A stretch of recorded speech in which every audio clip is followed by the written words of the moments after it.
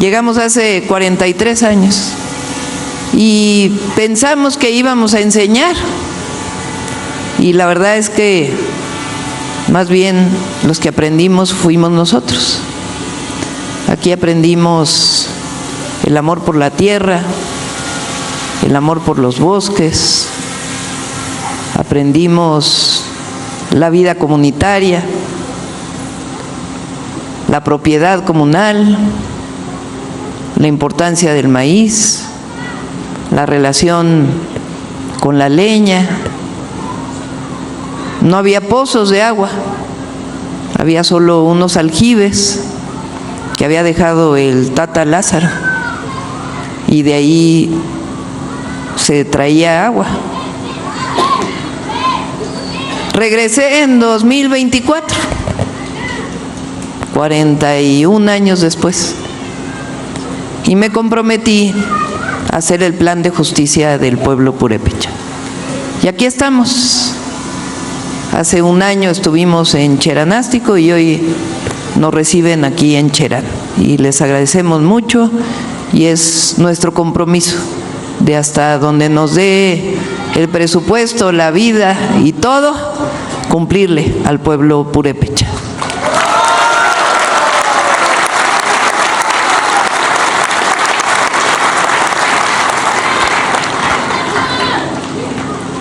Como saben ustedes, nosotros venimos de un movimiento social. Fueron demasiados años en nuestro país de gobiernos que solo gobernaron para unos cuantos. Al menos 36 años, al menos, de lo que llamamos el periodo neoliberal. Miguel de la Madrid, Salinas de Gortari, Zedillo, Fox, Calderón y Peña Nieto. 36 años de abandono del pueblo, de concentración de la riqueza en unos cuantos. Empresas que eran del pueblo se vendieron a sus amigos, las compraron, y el resultado fue 40 multimillonarios. Y el pueblo, bien, gracias. Y desde hace tiempo nos fuimos juntando de muchos lugares para lograr la transformación de México. Durante esos 36 años gobernaron para unos cuantos, y nosotros tenemos un mandato que nos dio el pueblo, y es gobernar por el pueblo, para el pueblo y con el pueblo de México. Somos gobiernos del pueblo.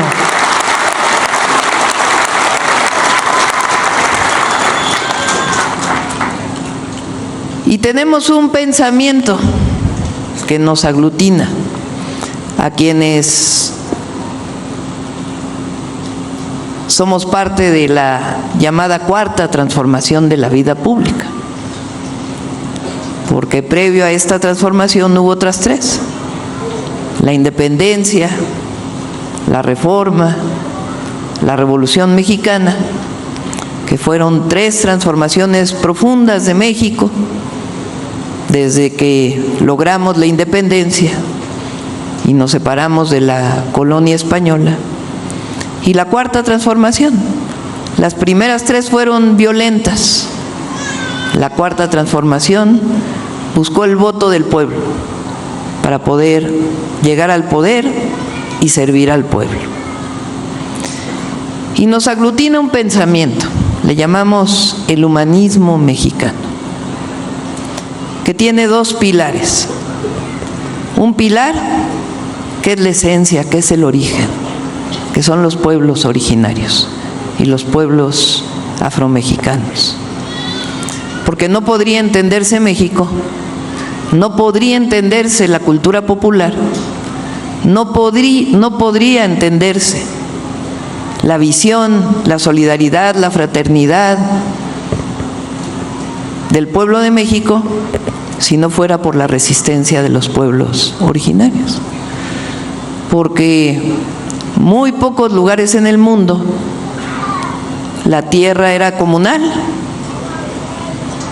Muy pocos. Quizá de los pocos es el origen de México. No era propiedad privada. La propiedad de los pueblos siempre fue comunal. Y los valores, por lo tanto, de los pueblos siempre fueron comunitarios. Y eso, después de 300 años de colonia y 200 años de independencia, se mantiene en la cultura popular. Durante muchos años terminó la colonia, vino la independencia, pero los pueblos originarios siguieron discriminados, con una visión colonial de que había los mejores y los no tan buenos. Y eso se determinaba por el origen étnico. Pues nosotros no creemos en eso. Nosotros creemos en la igualdad. Pero además sabemos que la defensa de México, de su soberanía, depende de mantener esa cultura, esa visión. Fueron más de 500 años de resistencia hasta el reconocimiento. Eso se muestra hoy en la Constitución. Fíjense, la primera Constitución de México independiente fue la de 1824. Ahí solamente se separó el poder en el poder ejecutivo, legislativo, judicial, y en la federación, los estados y un gobierno central. Esencialmente eso decía la Constitución de 1824. No tomaron en cuenta lo que Morelos había puesto en la Constitución de Apatzingán, que era una constitución donde se defendía la justicia social. Pero en esa Constitución de 1824 nunca se habló de los pueblos originarios, nunca. La segunda gran Constitución, la de 1857, la que elabora Benito Juárez y los liberales mexicanos, siendo Juárez un indígena zapoteco, no reconoce a los pueblos indígenas.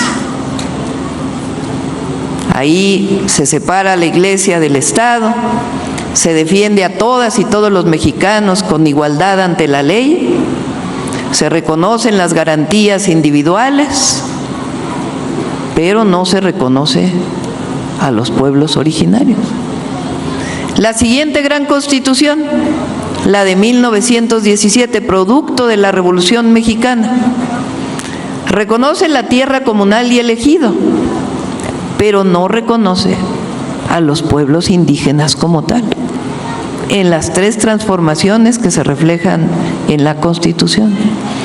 Pues es hasta la cuarta transformación que se modifica el segundo constitucional y se reconoce por primera vez en la historia del México independiente a los pueblos originarios con todos sus derechos plenos, como sujeto de derecho público. Eso es un cambio enorme, porque se reconoce el derecho a la tierra, el derecho al agua y el derecho a gobernarse como decidan los propios pueblos. Es decir, se reconoce su autonomía, algo que el pueblo purépecha y particularmente Cherán ha luchado desde hace muchos años. Hoy está en la Constitución. Eso es símbolo de lo que creemos, de lo que pensamos, de lo que somos como mexicanas, como mexicanos. Y decía, es un pilar de nuestro pensamiento, lo que representan las grandes civilizaciones antes de la llegada de los españoles. Ahora que vino el rey de España, que reconoció por primera vez en la historia, un rey reconoció que hubo abusos en la conquista. Y cuando vino, le dije, es que al jefe de Estado español, este es un asunto de dignidad para el pueblo de México. El reconocimiento de los pueblos, el reconocimiento de las grandes civilizaciones antes de la llegada de los españoles, el reconocimiento de los abusos y el reconocimiento hoy de los pueblos de hoy, de los pueblos originarios de hoy. Ese es un fundamento de las y los mexicanos, de lo que llamamos el humanismo mexicano. Y el otro, lo que platiqué, la fecunda historia de México, desde el México independiente hasta la fecha. Pero eso tiene que reflejarse en acciones, porque puede quedarse en letra muerta y en la Constitución, como muchas cosas que se escriben en las leyes y después no aterrizan en acciones concretas. Una forma de aterrizarlo, ahora con nuestro gobierno, fue este presupuesto que tiene un nombre muy extraño, que se llama FAISPIAM, que es el Fondo de Aportaciones para la Infraestructura Social, que ya existía, y nosotros le pusimos el apellido de Pueblos Indígenas y Afromexicanos, el FAISPIAM. ¿Qué quiere decir esto? Que por primera vez en la historia del México independiente, los pueblos indígenas reciben un presupuesto directo. No es a través solo del gobierno federal, del gobierno estatal, de los gobiernos municipales elegidos de acuerdo a la Constitución, sino directo.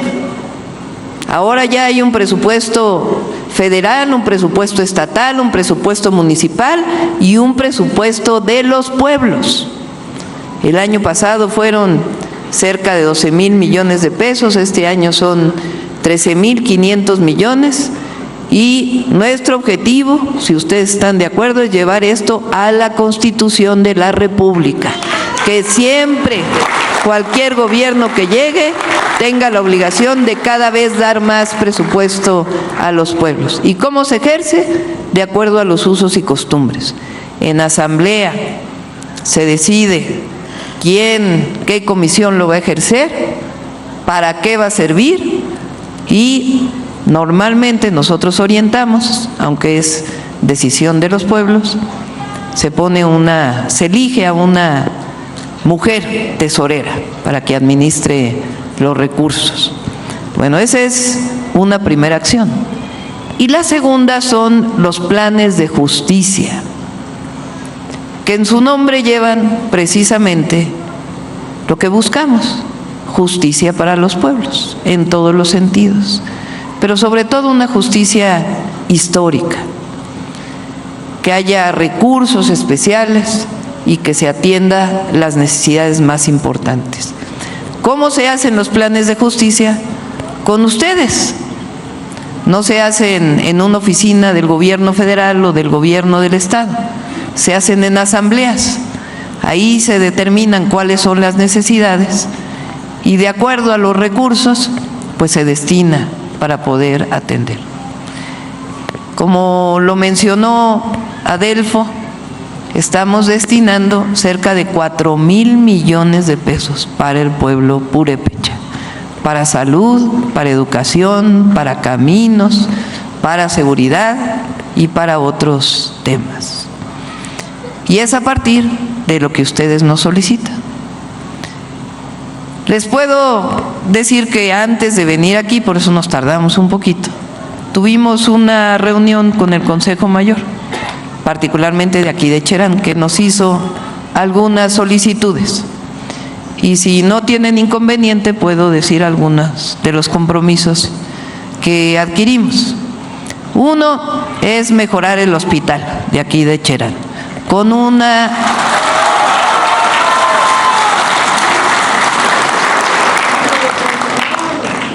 área especial para hemodiálisis también, una clínica de hemodiálisis.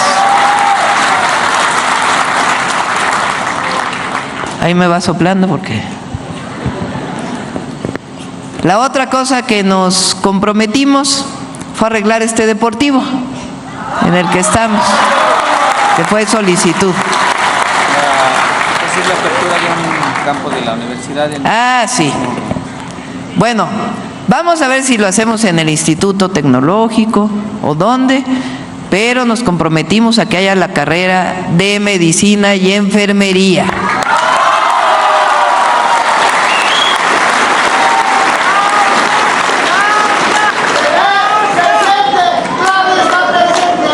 Bueno, eso.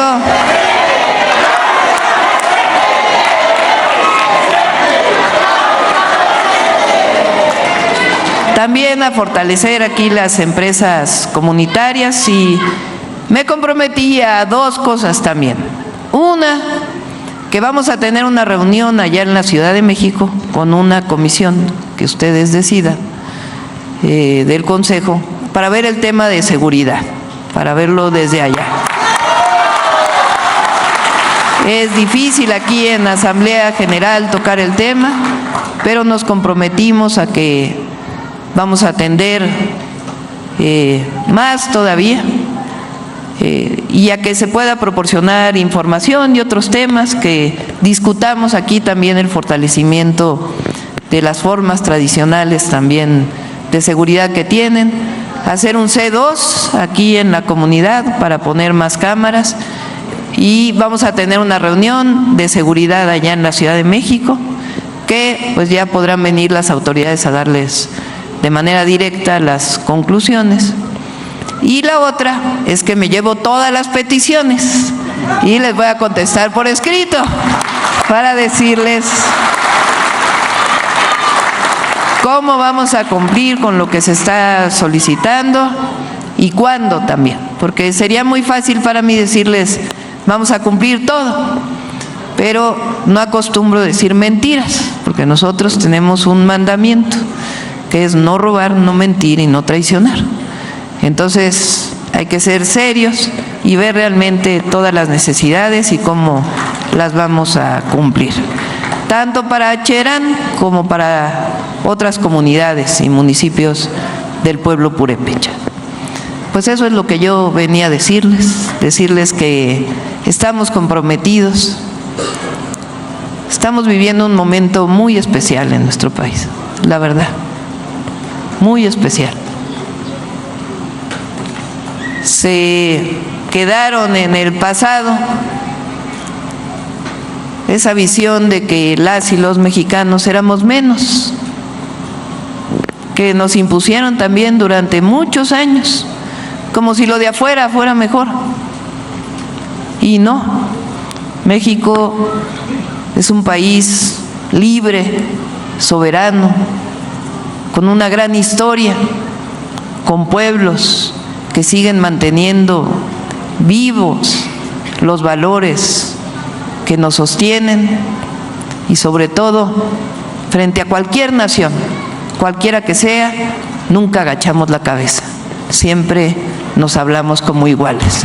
Y eso ha permeado en todos lados, también en nuestros hermanos que están del otro lado de la frontera, que todos tenemos familiares, amigos, muchos michoacanos viven del otro lado y allá nuestro cariño, nuestro amor y también decir que son héroes y heroínas de la patria y que siempre los vamos a defender, porque son mexicanas y mexicanos de bien, honestos, que han sacado adelante a México y sacado adelante también a los Estados Unidos.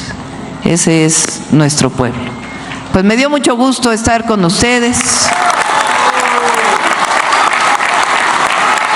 Y como lo digo siempre, como lo dije hace 43 años cuando estuve aquí, cada día aprendemos más de ustedes. Muchas gracias a todas y a todos.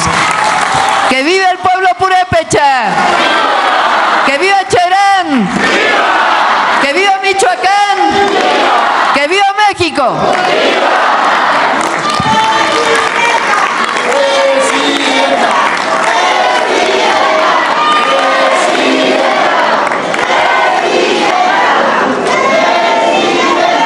Le solicito solicitamos guardar el debido respeto para entonar nuestro himno nacional mexicano.